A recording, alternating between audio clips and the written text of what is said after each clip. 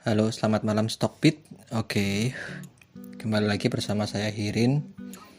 Ya, tadi saya menerima chat dari seorang yang cukup menggerakkan saya tentang bagaimana sulitnya menjadi seorang pemula, apalagi kalian yang memulai karir kalian sebagai seorang investor atau trader di kala COVID atau pemulihan pasca COVID, atau di kala-kala ya tren IPO sekarang yang mereka pada mengejar cuan dengan cara instan, ya nggak beda kayak slot kayak gitu kan ya.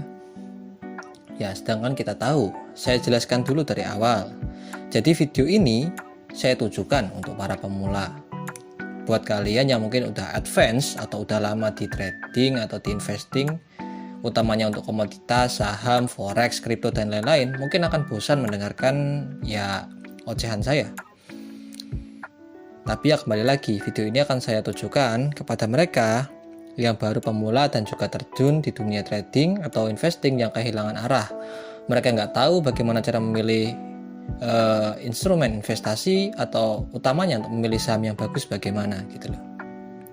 Oke, untuk pertama saya perkenalkan dulu saya siapa. Saya Hirin yang memulai karir saya untuk investasi dan trading dari tahun 2016. Saya kenal saham cukup lama. Saya udah mulai karir saya sebagai seorang investor di kapal induk, sebagai value investing, dan juga turnaround investing, dan juga di trading. Ya, oke.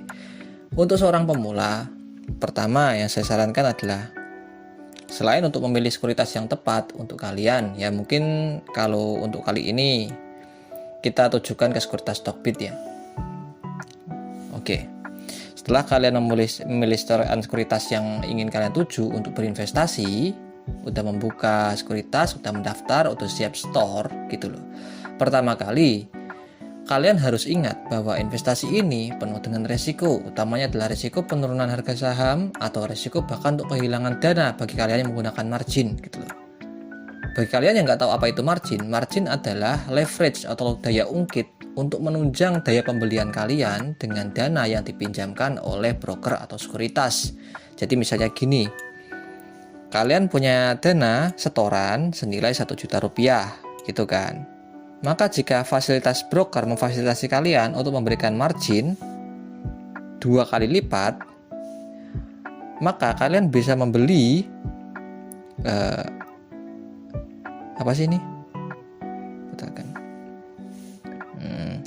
bisa membeli 2 kali lipat dari setoran kalian gitu loh. Nah, untuk seorang pemula, saya nggak sarankan untuk kalian menggunakan instrumen yang berisiko atau saham-saham yang berisiko, terutama apalagi menggunakan margin. Saya nggak pernah sarankan. Itu satu. Dua, jangan masukkan dana yang terlalu besar dulu, gitu loh. Misalnya gini, bahkan jika kalian punya dana dingin pun, ada kalanya kalian harus tes market dulu. Seperti apa sih rasanya pasar investasi saham ini, gitu loh. Karena saham adalah salah satu tunggangan kalian untuk mengembangkan dana kalian daripada mengingat dalam bentuk uang fiat atau cuma ditabung aja, nggak nambah-nambah. Kalaupun dapat bunga cuma 2%, itu pun nanti tergerus oleh inflasi, di mana barang harganya akan terus naik, sedangkan uang kalian cuma naik 2%, 3%, itu pun masih kepotong pajak. Gitu.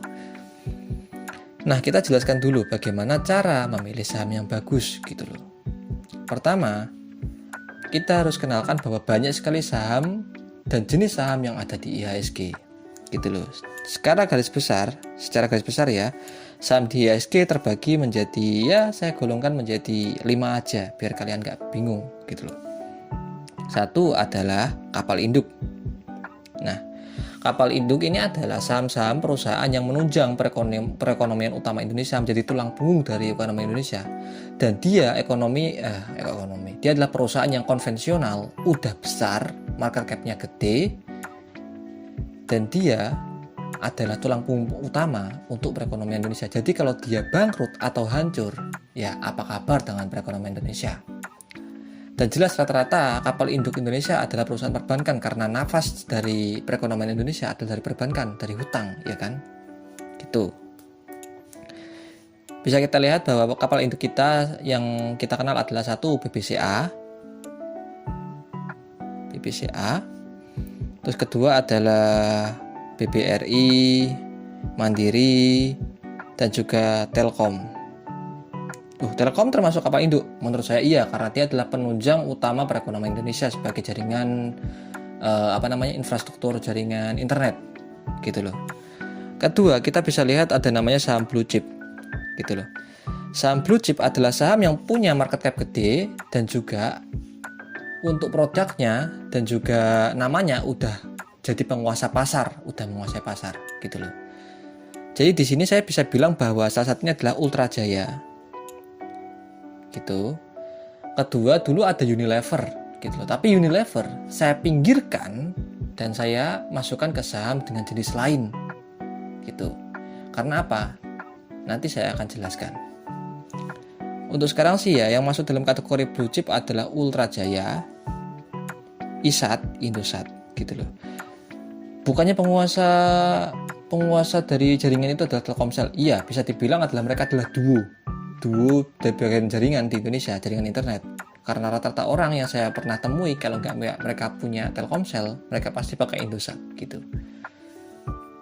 Ya itu sebagai contoh. Jadi produk yang besar udah dikenal masyarakat dan produknya melekat di hati masyarakat. Astra bisa mas? Bisa. Astra Indonesia bisa gitu. Yang ketiga adalah saham-saham jenis siklikal. Saham ini naik turun tergantung siklusnya gitu loh. Jadi ketika dia masuk ke siklus tambang, dia akan naik. Ketika dia nggak masuk siklus tambang, dia akan turun. Atau ketika dia masuk ke siklus pertanian, agro, kayak CPO gitu. Jadi dia naik turunnya tergantung pada siklusnya masing-masing gitu. Contohnya kayak saham Adaro, PTBA, Harum. Ya rata-rata saham tambang emang saham siklikal sih. Gitu. Nah, nomor 4 adalah saham-saham grow. Saham-saham di mana dia memiliki produk yang baru, kuat, tapi masih punya potensi ruang untuk tumbuh. Dengan kata dia perusahaan baru tapi masih bertumbuh, punya ruang untuk ekspansi yang sangat tinggi, gitu loh. Salah satu yang bisa saya contohkan adalah Cleo untuk sekarang ini. Cleo memiliki produk yang baru mungkin di masyarakat dan masih ada di bawah persaingan antara Aqua dan lain-lain gitu loh. Dan dia masih ada ruang untuk tumbuh dan minat masyarakat besar kepadanya gitu loh. Banyak sekali orang yang sekarang udah berganti dari galon apa gitu ke galon Cleo gitu misalnya ya. Saya nggak mau sebut merek saingannya, takutnya ada apa-apa nanti gitu. Untuk yang growth lainnya kalian bisa cari nanti ya. Soalnya kalau saya sebutkan satu-satu nanti bisa lama. Pokoknya intinya saham grow itu adalah saham yang terus bertumbuh. Biasanya dia adalah produk baru, tapi namanya udah cukup besar di telinga masyarakat dan bisa menggantikan produk yang sekarang. Bisa bersaing lah gitu masyarakat.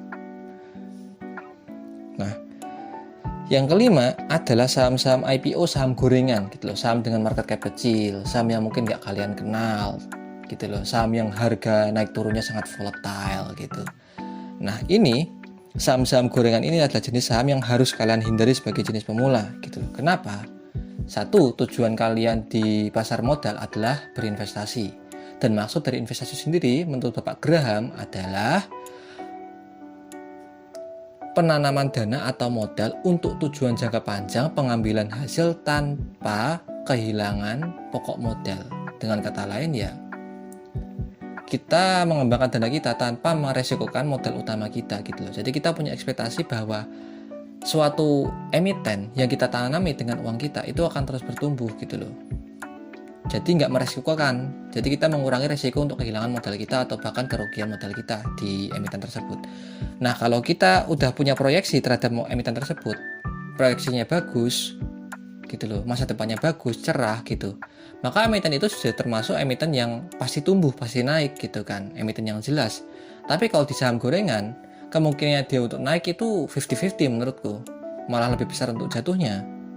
Karena apa? Dia emiten yang menurut saya lebih digunakan untuk jalur exit para bandar atau para mafia-mafia IHSG lainnya gitu. Memang sih sangat gurih sekali untuk menikmati saham-saham gorengan gitu.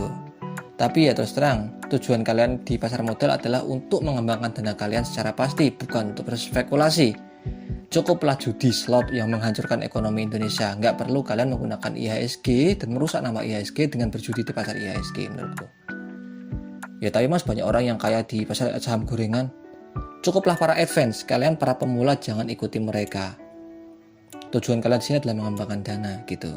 Itu yang harus kalian tahu, jenis saham yang ada di Indonesia, apa yang harus kalian hindari. Hindari saham yang pasti turun, saham yang nggak jelas, dan pilihlah saham yang pasti naik. Gitu, itu satu. Dua, susun portfolio kalian gitu loh. Kata Warren Buffett, jangan taruh telur hanya dalam satu keranjang. Kenapa? Karena jika keranjang itu jatuh, kalian akan kehilangan semua telur kalian gitu loh. Jadi jika kalian punya 5 telur atau banyak telur, usahakan untuk memisah telur-telur itu di keranjang yang lain. Jadi jika ada satu keranjang jatuh, kalian masih punya telur-telur yang lain. Itu maksudnya Warren Buffett gitu loh. Walaupun ada antitesis ketika Warren Buffett mengatakan bahwa diversifikasi adalah suatu pilihan yang diambil oleh orang yang tidak mengetahui apa yang dia lakukan gitu loh. Jadi orang yang nggak tahu apa-apa, dia pasti akan diversifikasi gitu loh. Kalau orang tahu apa yang dilakukan, dia pasti akan fokus pada satu emiten itu. Tapi kalian sebagai pemula, lebih baik kalian mengurangi resiko dengan diversifikasi gitu loh. Nah, di urutan nomor 2 ini saya akan berikan contoh gimana cara kalian diversifikasi portfolio kalian gitu. Misalnya untuk dana kalian yang masih kecil dan kalian bisa nyisihkan ya kiranya 1 juta lah per bulan gitu loh. Untuk yang di bawah 1 juta saya udah bikin video ya di list saya di YouTube, bisa kalian cek gimana caranya investasi dana mini. Itu ada. Jadi misalnya kalian bisa menyisihkan 1 juta per bulan, maka portfolio pertama 500.000 bisa kalian belikan kapal induk. Silahkan beli BRI, Mandiri, atau apalah Telkom gitu. Kenapa? Ini untuk menstabilkan pergerakan harga kalian gitu loh. Jadi nggak ikut naik turun, dan ini diseimbangkan oleh BRI yang harganya terus naik walaupun cuma 21-20%. Nah, setidaknya pasti naik kan daripada nggak jelas gitu loh. Kedua adalah emiten kelas blue chip gitu loh, emiten yang pasarnya besar gitu loh. Bisa kalian isi dengan Ultra Jaya. Kalau Indofood sih saya nggak sarankan karena harganya mahal. Takutnya jika uang kalian cuma 1 juta, itu semua akan habis di blue chip gitu. Nah, jadi emiten pertama bisa kalian isi dengan BRI, emiten kedua dengan Ultra Jaya, ULTJ atau Mayora, bisa, Mayora juga murah gitu. Kalau Aces gimana Mas? Aces juga besar mereknya. Saya kurang terlalu suka dengan saham perkakas ya, karena rata-rata saham perkakas itu atau saham retail itu PBV-nya terlalu tinggi. Kita bahas lagi lah untuk PBV sama price earning ratio, itu tahap lanjutan. Cuma rata-rata saham mereka itu mahal gitu, udah terlalu mahal malah. Nah, di ketiga kita isi lagi dengan saham-saham, mungkin saham-saham yang cukup berisiko gitu. Tapi ini kita sisahkan modal yang paling kecil dari kalian. Kalian bisa pilih saham-saham yang berkualitas, tapi ada potensi untuk naik. Ini saham-saham grower ya. Bisa kalian pilih Cleo, atau kalian pilih saham yang menurut kalian murah dan ada potensi untuk tumbuh ke depannya. Entah itu Soci, atau Adaro, atau mungkin Goto, terserah lah. Yang mungkin ada potensi buat naik. Jadi 500.000 kalian belikanlah saham kapal induk. Nah, 300.000 kalian belikan saham-saham blue chip lah, bisa Ultra Jaya atau lain-lain, terserah, Mayora. Nah, ketiga, kalian belikan saham-saham growing, saham-saham yang bertumbuh, ada potensi untuk bertumbuh yang sangat besar gitu loh. Tapi jelas saham-saham kayak gini dia itu punya risiko yang sangat tinggi gitu. Nah itu, jadi 200.000 kan sisakan. Jadi ibaratnya kalau kalian merugi dalam 200.000 ini nggak mengganggu yang di atas ini. Ini bisa menyeimbangkan harga kalian. Karena biasanya blue chip itu harga cenderung naik, dan kapal induk harga cenderung naik, dan bahkan bagi dividen yang lumayan menurutku gitu. Jadi cash flow kalian bisa diseimbangkan dari dividen dari kapal induk dan harga dari blue chip dan juga kapal induk yang terus naik. Itu bisa menyeimbangkan portfolio kalian. Itu untuk sementara waktu, untuk menyetabilkan portfolio kalian agar lebih baik sebagai seorang pemula, dan kalian akan belajar rasanya menunggu gitu loh. Nah, ketika mental kalian menunggu udah siap, dana kalian udah besar, udah terkumpul, entah berbulan-bulan kalian sisihkan 1 juta untuk membeli instrumen ini. Suatu saat ketika udah besar, kalian udah siap untuk mengambil resiko lebih, kalian udah belajar cukup untuk mengambil perusahaan-perusahaan atau emiten-emiten yang bisa naik pesat, silahkan kalian coba. Tapi untuk sekarang sebagai pemula, kalian harus merasakan dulu rasanya menunggu dulu. Karena aku yakin nggak semua saham seperti brand hari ini yang bisa naik ratusan persen dalam beberapa hari aja. Nggak semua saham bakal kayak cuan ya cuma berapa minggu udah naik ratusan persen gitu loh. Momentum seperti itu saya yakin akan jarang terjadi gitu loh. Nanti takutnya ketika momentum brand sama cuan habis, kalian akan kehilangan arah dan malah berjudi di saham gorengan. Karena apa? Kalian kehilangan dopamin ketika kalian merasakan senang menahan saham cuan sama brand yang naik terus ke atas. Dan akhirnya kalian akan mencari lagi saham mana yang bisa kayak gitu. Dan saham seperti itu jarang sekali terjadi di IHSG gitu loh. Jadi jangan biasakan cuan sesaat atau cuan cepat gitu loh.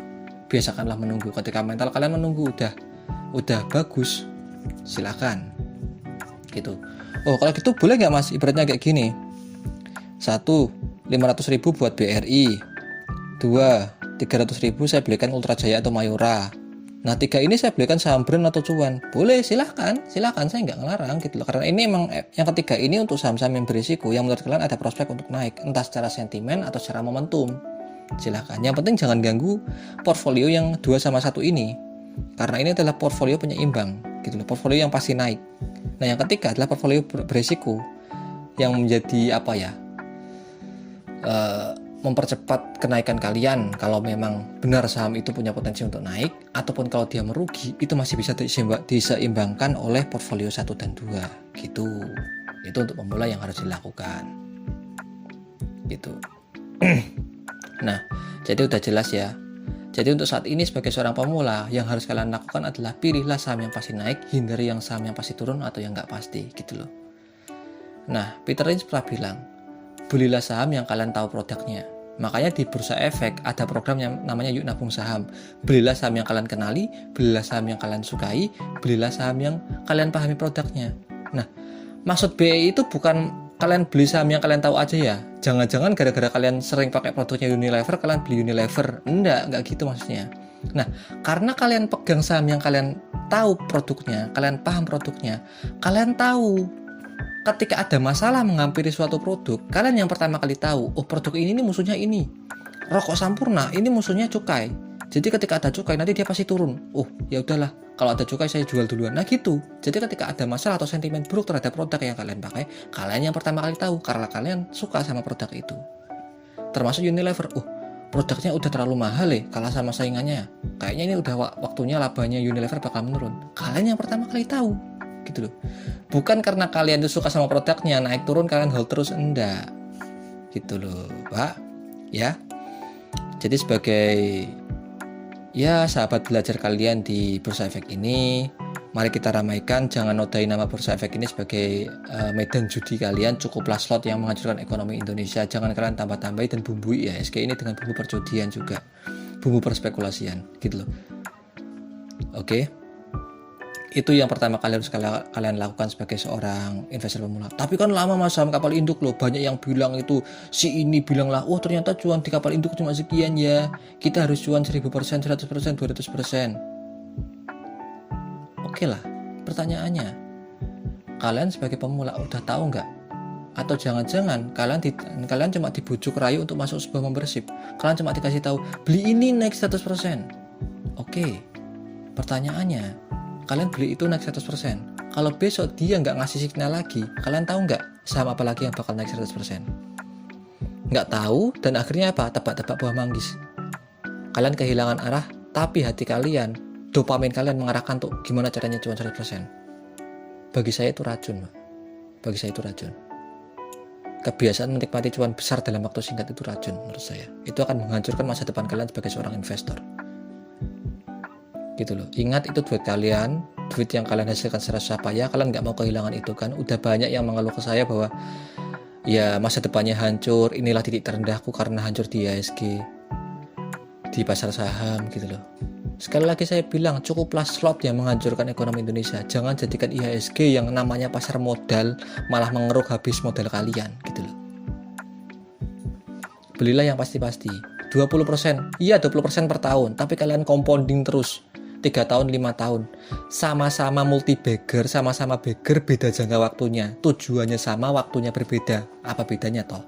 Pasti 1000%, tapi dalam waktu jangka panjang Daripada kalian ngejar 100%, 200% dalam waktu 1 atau 2 hari tapi nggak pasti. Lebih enak mana coba? Silahkan tentukan, kalian pilihkan. Terserah bagi Anda mana yang lebih masuk akal buat Anda. Kalian sebagai pemula, tujuan kalian mengembangkan modal kalian, bukan menghilangkan modal kalian. Di sini saya akhirin, semoga portfolio kalian membaik. Sampai jumpa di video selanjutnya.